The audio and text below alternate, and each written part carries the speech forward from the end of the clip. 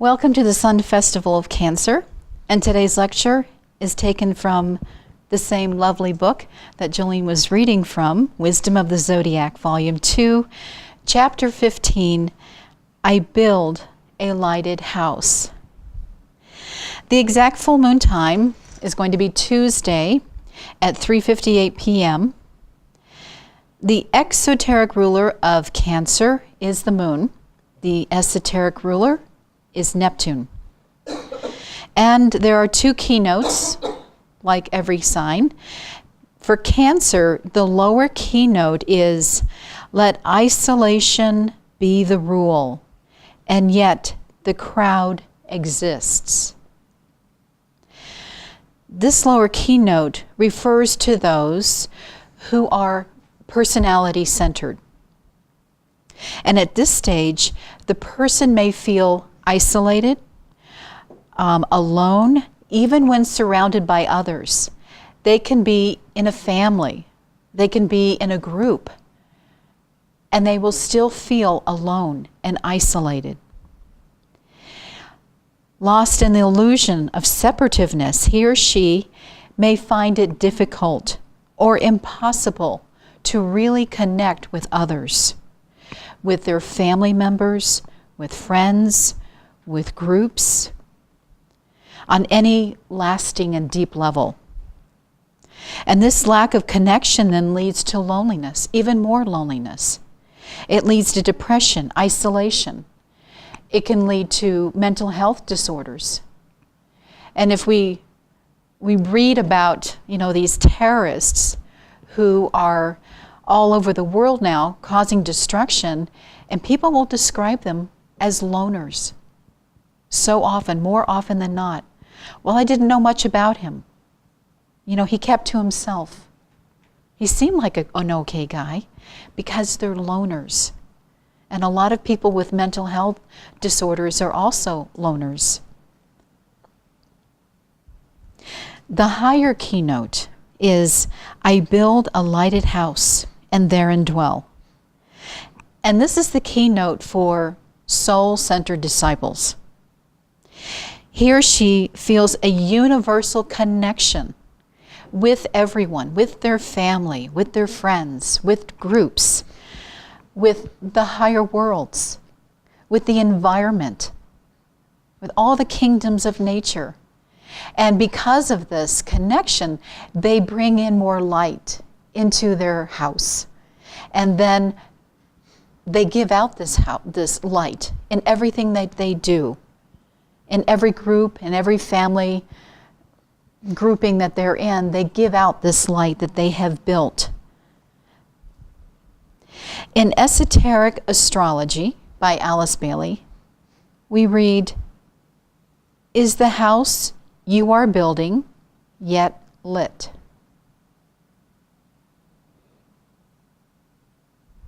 Is it a lighted house? Or is it a dark prison?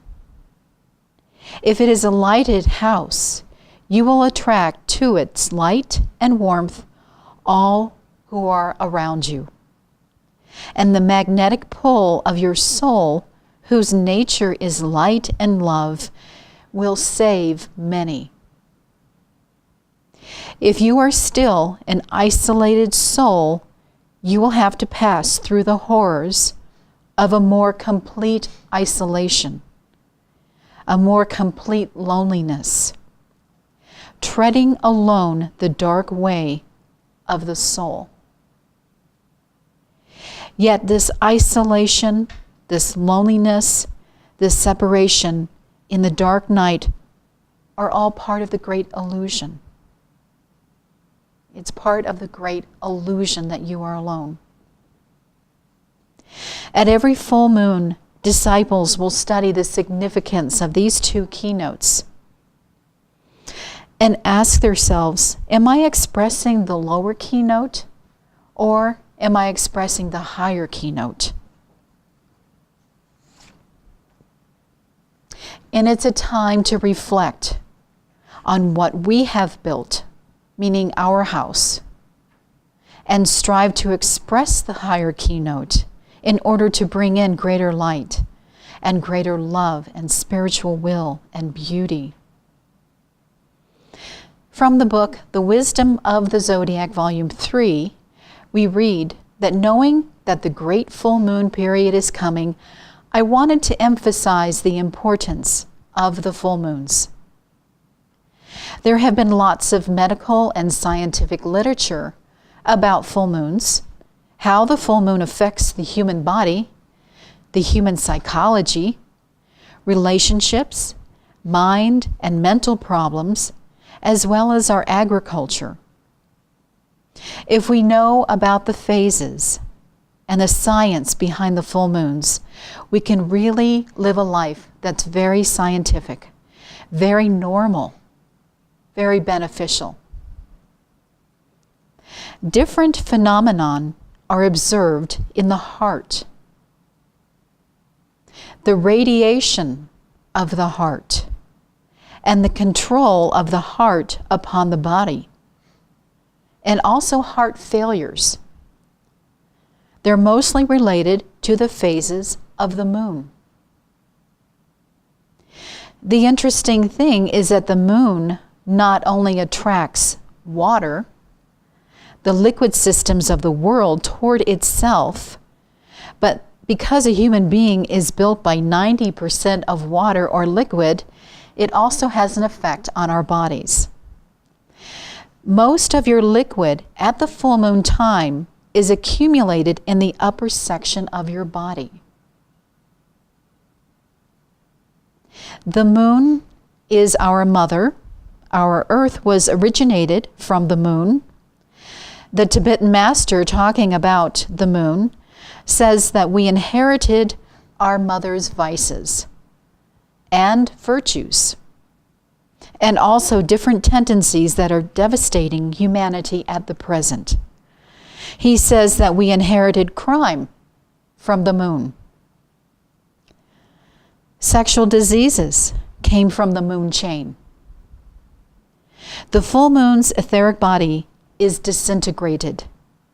The moon is a dead body, so this body is disintegrating. And as it disintegrates, it causes disintegrative processes in the human psychology,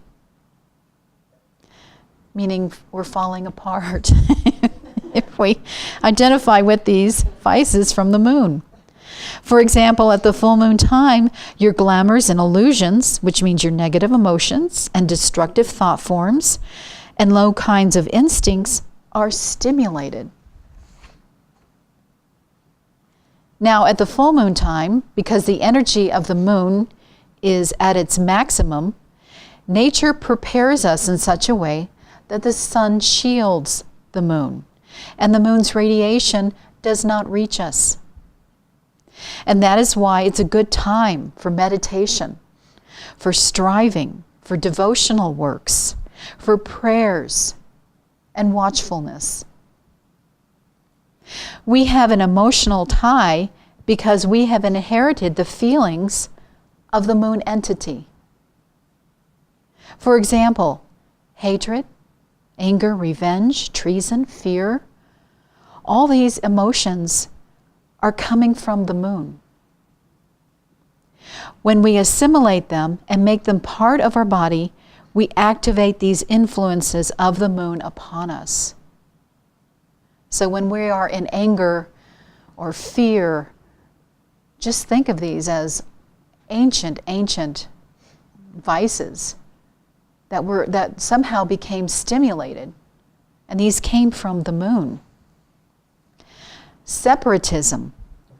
We are all told that the moon was devastated because of the separatism carried on from the beginning to the end by that chain.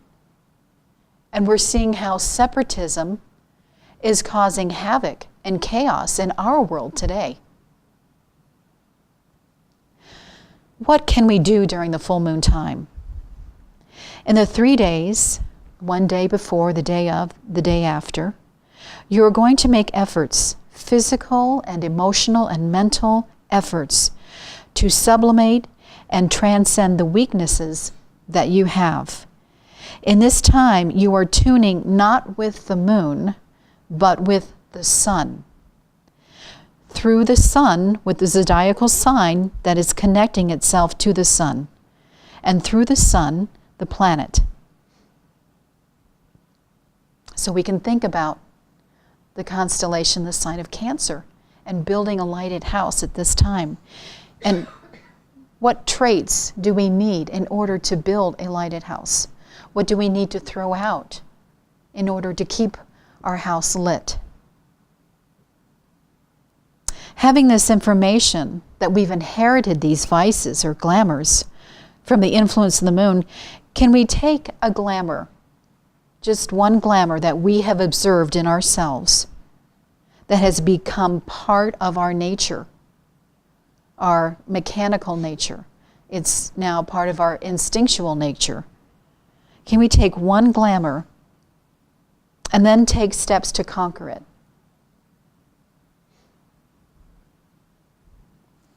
Separatism, for example, we're seeing how examples of this are so destructive.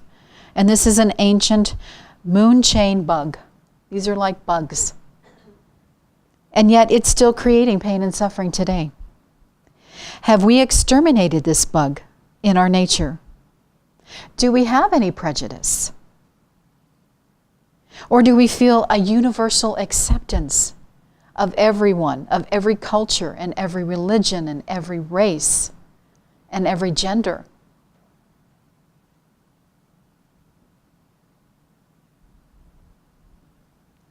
If so, then we are moving away from the moon and we're going towards the sun, towards the purpose of the planetary life. The symbol for Cancer is the crab. And the crab is a creature that carries its home wherever it goes. It just goes in and it has a home. And we too carry our home wherever we go.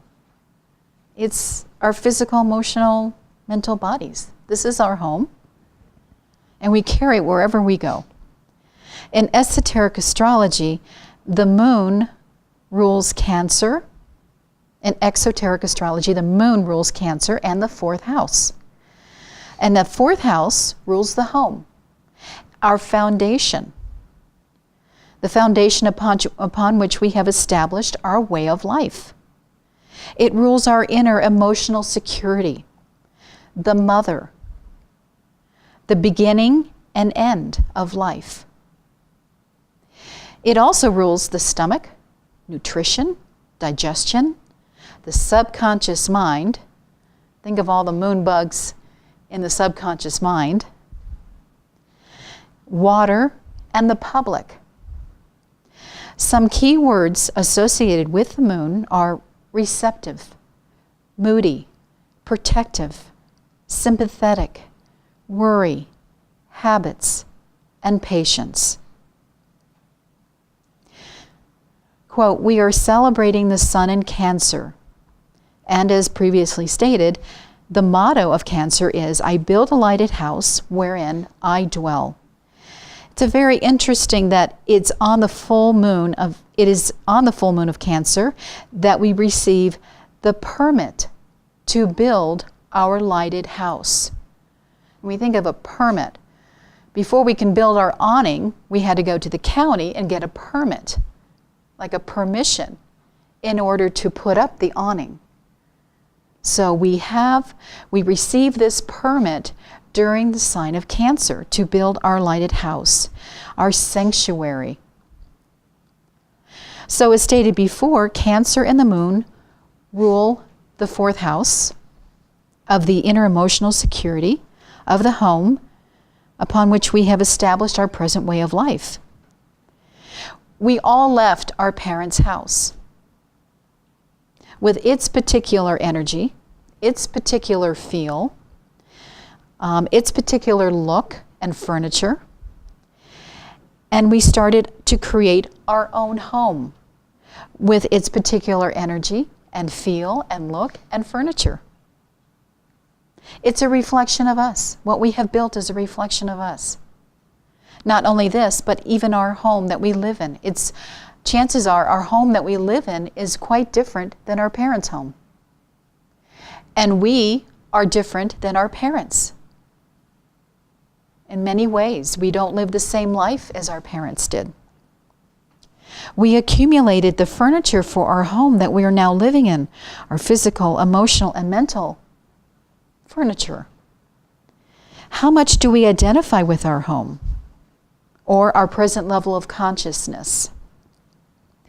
What with its furnishings, which could be our habits, our glamours, our opinions, its grandeur, which could be our wealth or poverty, its gardens and properties, or our reputation, how others view us, how much are we attached to that? And this is the house that we built.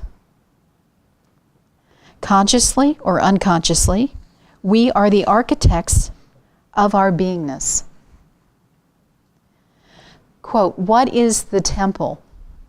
The temple is the projection of our achievements, the level of our consciousness. Do not forget this. Any temple you are building is built with the substance of the level of your consciousness. When you achieve a certain degree of spiritual construction within yourself, or within the group, within the nation, that group, that individual, that nation build exactly to the level of its consciousness. So if we look at our country, we built it according to the level of our consciousness. England built according to the level of the consciousness of the people who live there. Quote, great works are done when people understand the substance of that project and wholeheartedly, enthusiastically bring their share to build a temple in which man and higher forces are going to meet with each other. So we can look at the formation of the United States of America, which came into its own during the sign of Cancer. Think of Cancer being the fourth sign of the zodiac, ruling the fourth house of the zodiac, and the 4th of July. See this commonality here. We were once part of the home of England, but we received a permit to get our own country. Who gave us that permit? Hierarchy said it's time. It's time to build this new country. So we got our permit, but it didn't mean that we all of a sudden had a home. We had to fight for this home, just like the crab fights. If you've ever watched crabs, they're feisty little things.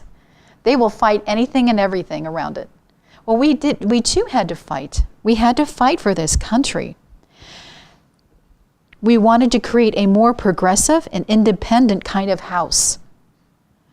No longer ruled by a king or a queen, but by the people. It was a great experiment. It was a great work. And if we read the biographies of the founding fathers and mothers, we see that they weren't perfect, but they understood the substance of that project wholeheartedly, enthusiastically, and they gave their knowledge, their expertise, their resources, and their lives in order to fulfill the work that needed to be done.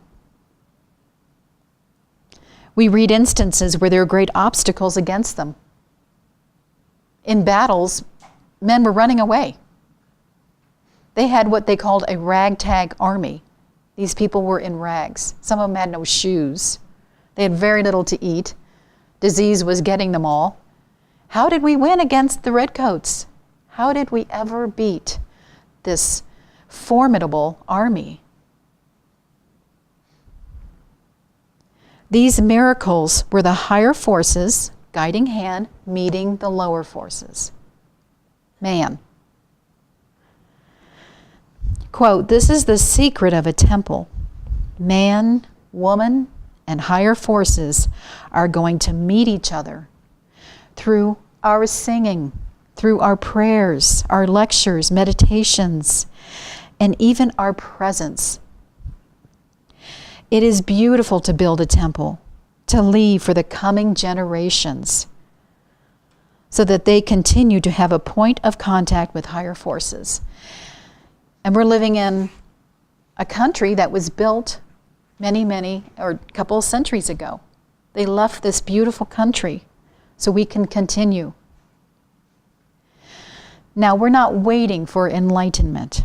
Our striving and our sacrifice and selflessness attracts their notice of us, the notice of the guiding hand.